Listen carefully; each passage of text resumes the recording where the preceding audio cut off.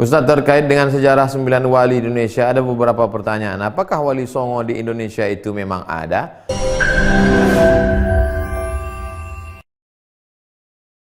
Jangan lupa subscribe, like, and share. Pertanyaan Pak Ali Rahmat. Assalamualaikum Ustaz. Apakah jika ingin jadi wali harus punya syekh mursyid dalam membimbing?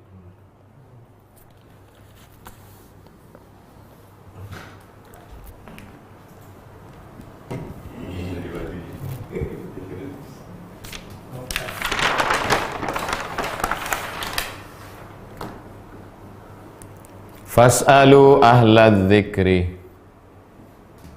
Fas'alu ahlal dzikri. Tanyalah orang yang tahu.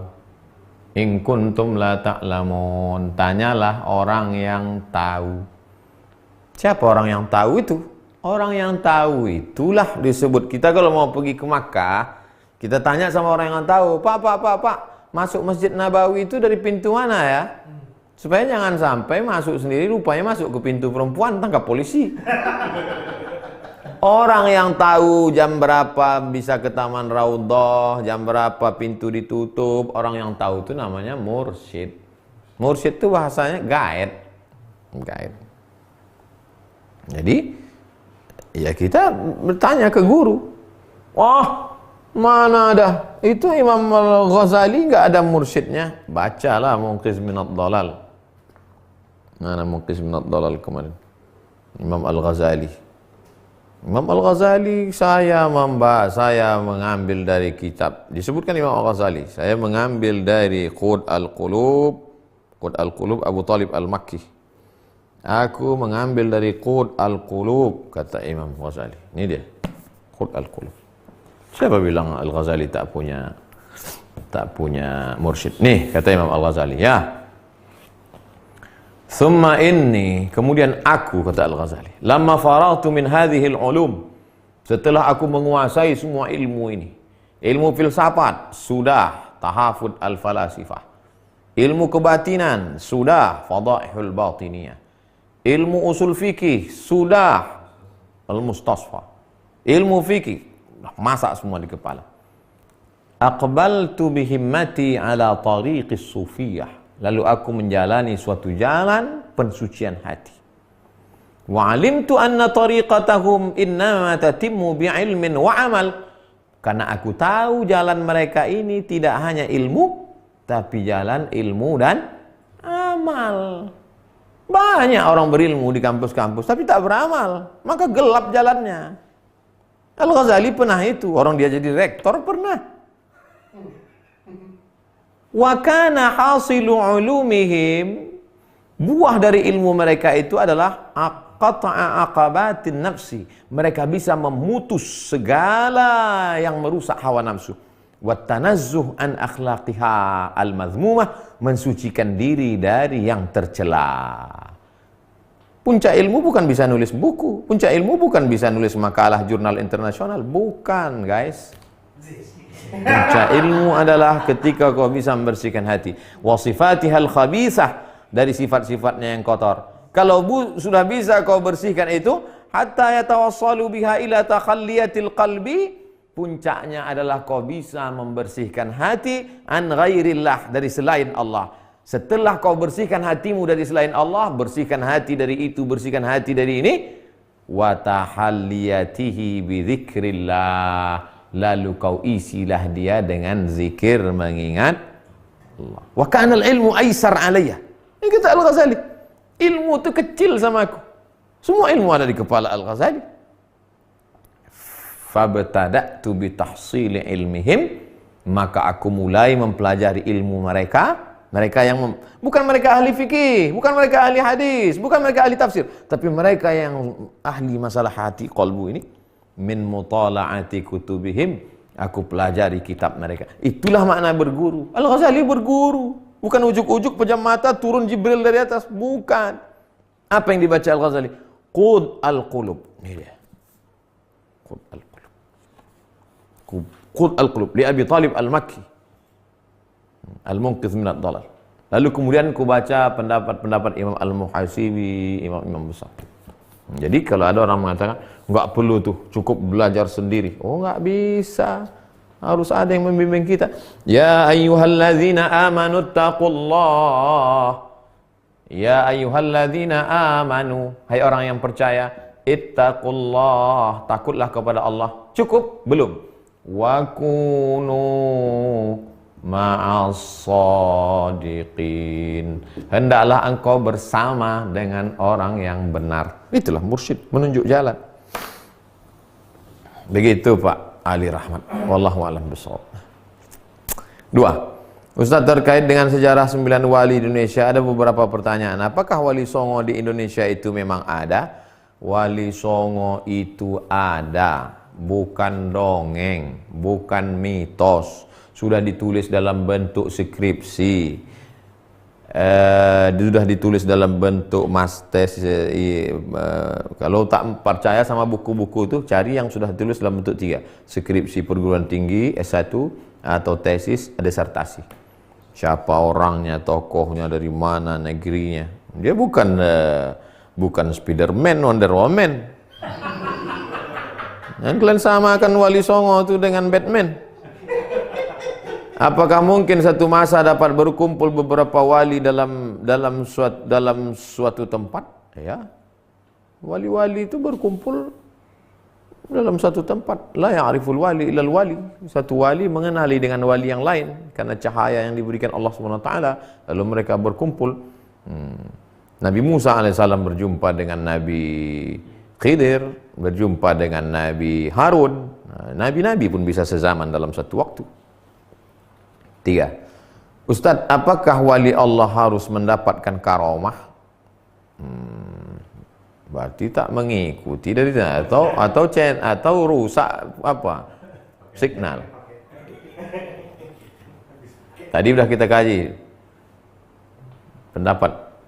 Kalau menurut Ibnu Fawrak, Abu Bakar Ibnu Fawrak dengan Abu Ali Ad-Daqqaq, pendapat yang pertama mengatakan wali itu tak tahu dirinya wali. Dan dia tak tahu bahwa dia punya karamah. Karena kalau dia tahu, nanti dia akan merasa dia tinggi, dia merasa hebat. Ini pendapat yang pertama. Pendapat yang kedua, wali itu tahu dirinya wali dan dia tahu dia punya karamah. Sebagaimana para sahabat 10 dijamin masuk surga itu tahu bahwa mereka itu dijamin masuk surga. Tapi mereka itu tidak maftun, tidak tertipu, tidak maghrur, tidak terpukau dengan jabatan dirinya. Itu Pak Sulaiman. 4. Rian Ramdhani. Ustadz, apakah dosa membenci orang yang berkhianat dengan kita? Kebetulan orang itu kerja di tempat yang sama dengan saya. Apa yang harus saya lakukan? Karena melihat dia dalam hati saya benci.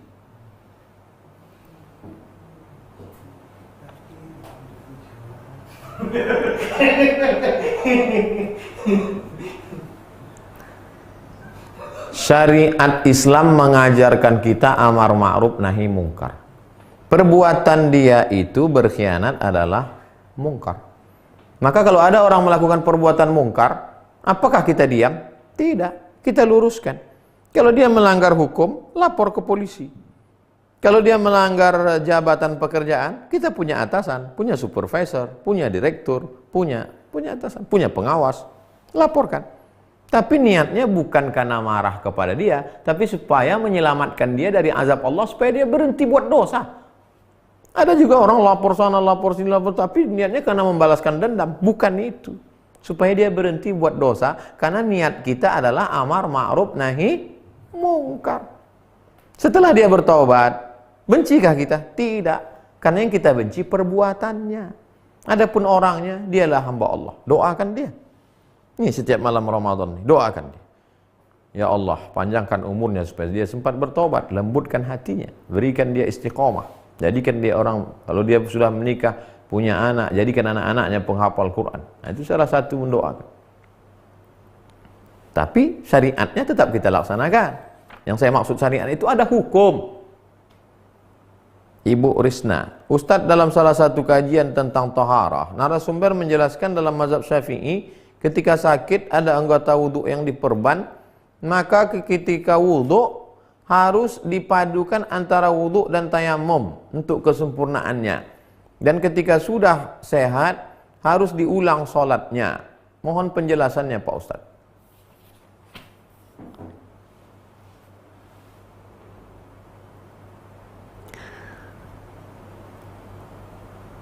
Bagi siapa yang tidak mampu berwudu, maka dia bertayamum. Bertayamum. Kalau dia sudah tayamum, dia tayamum saja. Tidak dicampur lagi dengan wudu.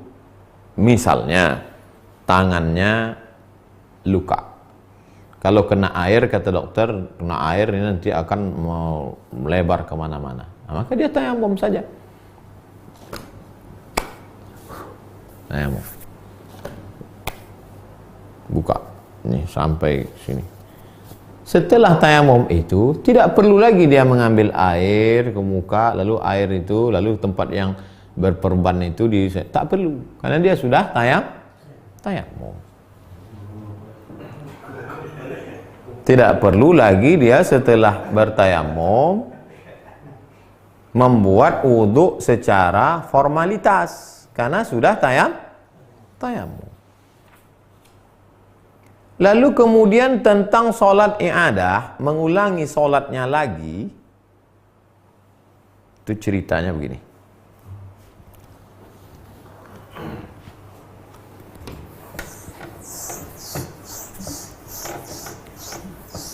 Ada seseorang dalam satu situasi dan kondisi tidak bisa toharoh.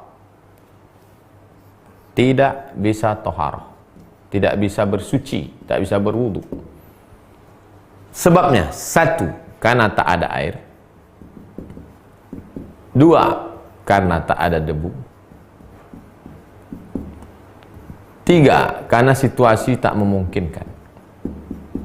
Entah apalah. Entah tertawan musuh, entah di dalam penjara, entah disekap di satu ruang, entah disekap di WC, sehingga tak memungkinkan. Sehingga dia tidak bisa toharoh. Lalu bagaimana dalam mazhab-mazhab? Menurut mazhab Hanafi, dia tidak wajib sholat. Kenapa tak wajib sholat? Karena tidak cukup syarat. Syarat orang sholat mesti toharoh. Tidak bisa toharoh, maka tak wajib sholat. Ini Hanafi. Jadi lewat aja waktu itu, dia tak sholat. Mazhab Hambali, dia wajib sholat. Wajib sholat walaupun tidak taharah. Sholat dia tanpa taharah.